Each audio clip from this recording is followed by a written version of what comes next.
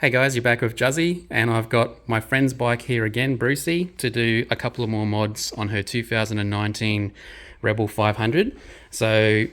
Previously we had done a tail tidy and rear indicator install. But today we're going to actually look at the relay install. So no matter what LED you put in, because they draw different current to OEM, you have to have a different relay to slow down the blinking speed of the indicator. So I've done a video for that on my bike, and today we're going to do it on a 2019. So I've touched on this previously, but on the somewhere before 2021, Honda used a 3-prong connector with a rectangular shape, and then from somewhere between 2021 and definitely 2022, it changed to an oval shape. So the install for that's very similar. We're going to start off by removing these 2 bolts for the seat, and then we're going to remove the bolt for the tank. Then we're going to slide the tank back a bit, and we're going to have a look at where it is on this bike, and we'll pop it in and show you the difference in blinker speed.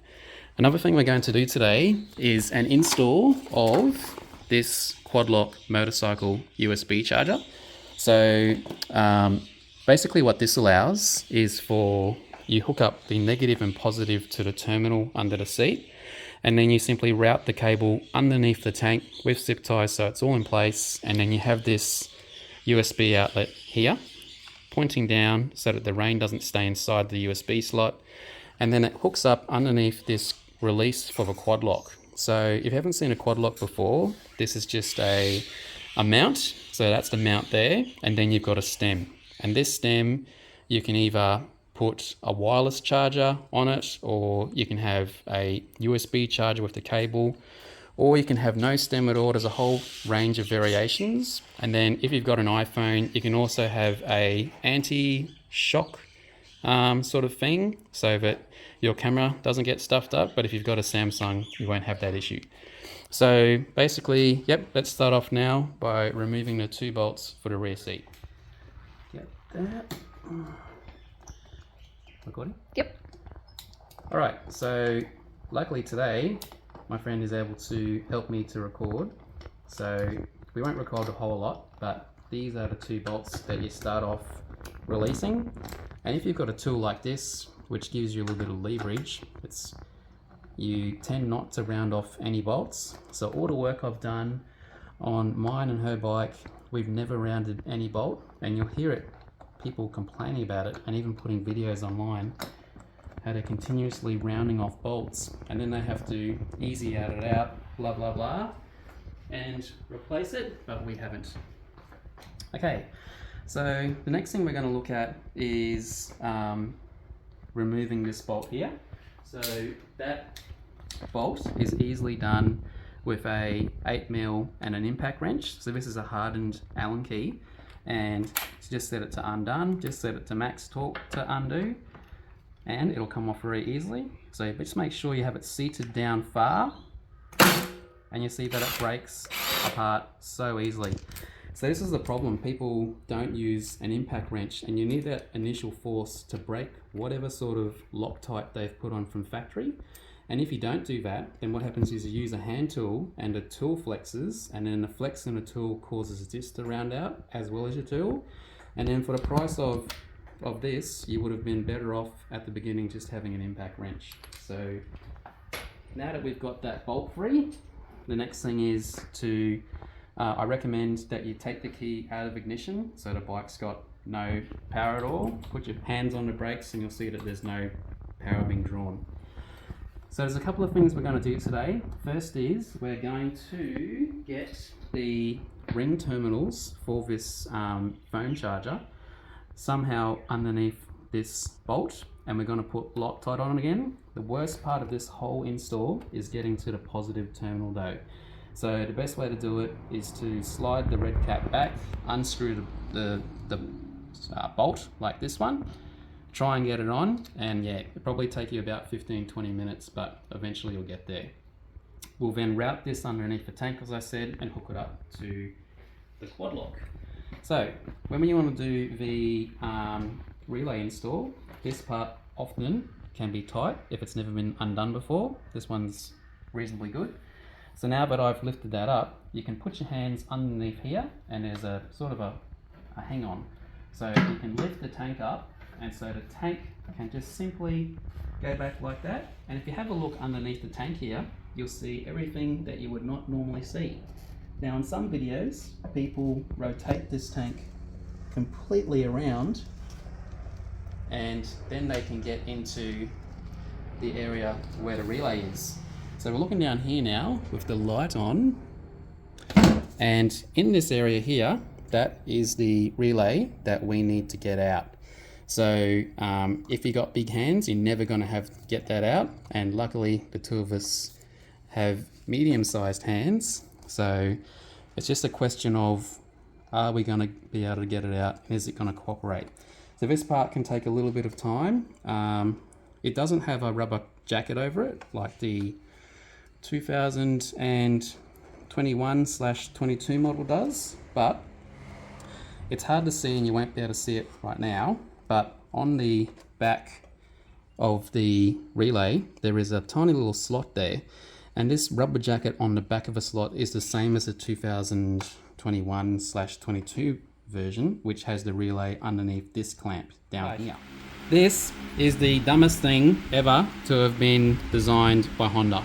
So you'll see some videos online where people complain about this is hard, or people saying it's really hard, and the reason is because this white plug has no leveraging to pull the clip out. So we had a pair of pliers around this side and that side, and we were trying to pull the plug out. The easiest way to do it is to get a tiny little flathead like this that you normally use in a watch set or something to undo something tiny, and to stick it right there, and then once you've got it pushed into the plastic, lever it out against this black collar. Use that black collar to pull it out, and lo and behold, it's out. So that's worth $1 million.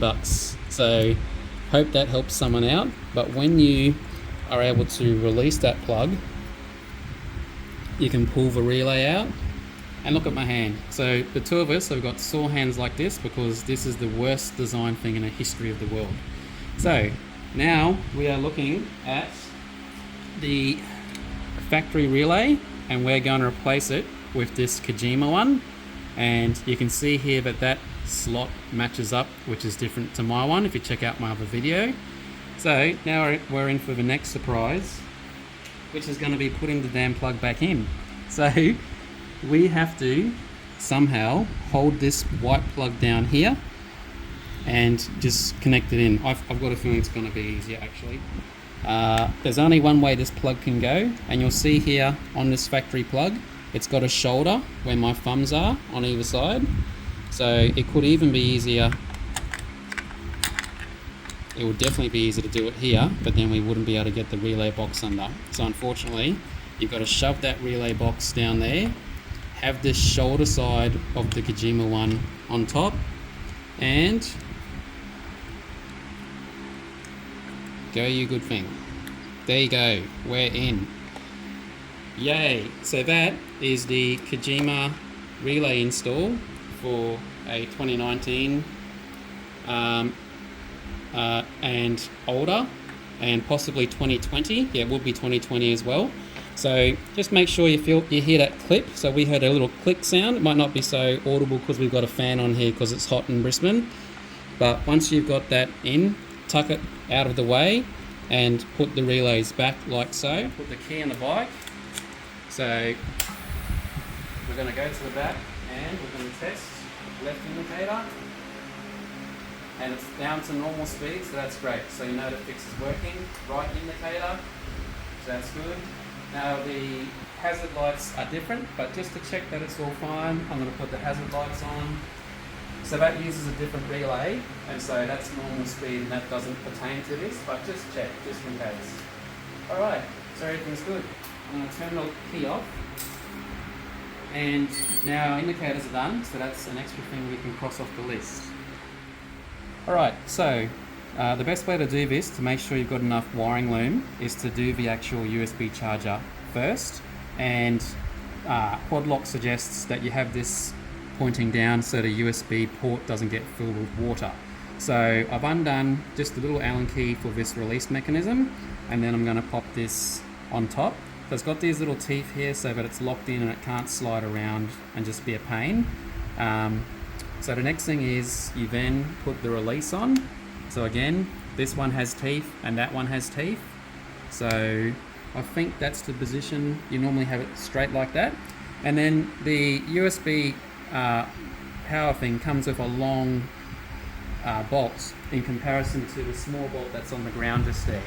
So this enables you to get it tightened down all the way to down here, and it's got a little bit of Loctite on here, which is dry, which is a little bit kind of not worthwhile, but you don't need to have Loctite on this one. I don't put Loctite on mine, I simply just hand tighten it and it's fine. So just working that down now, and you don't want to over tighten this because it's plastic, otherwise you'll stuff the thread and you'll never be able to fix it. You won't be able to drill, tap it, whatever. Alright, so that's it, simply on like that. So now that we've got that in place, now we can look at how we're going to route the this cable sort of nice and out of the way. So we've got this much wiring length, which is way enough to get to the battery terminals. So I'm now just going to get zip ties and we'll resume and show you the route that we chose. Alright, so the first thing we did was we connected this USB port, and then on this bike the previous owner had installed a gear shifter, so gear indicator. So we just ran the cable the exact same way that he did, which was here.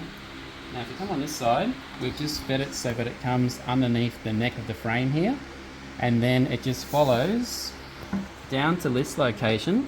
Now the tank actually has to rest on this bar, and so we ran it underneath this bar, and then the cable just simply, you can just see here, it follows, keeps coming down, and then it goes underneath this part, and then it just feeds to here. So what we're going to do now is just put the tank back now that we've done the relay install, and we'll get this USB charger hooked up to the terminals. Thank you. Alright, so we've got the cable fed through there now, and because we've got a new ring clip on both sides, I actually had to put in a longer little bolt than what's here, because it didn't seem to be reaching the thread right at the bottom underneath the battery. So now it's in place and we've zip tied the cables, we've tested the charging and it's working perfect. So to complete this part of the install, just going to slot the seat back on now and we're good to go.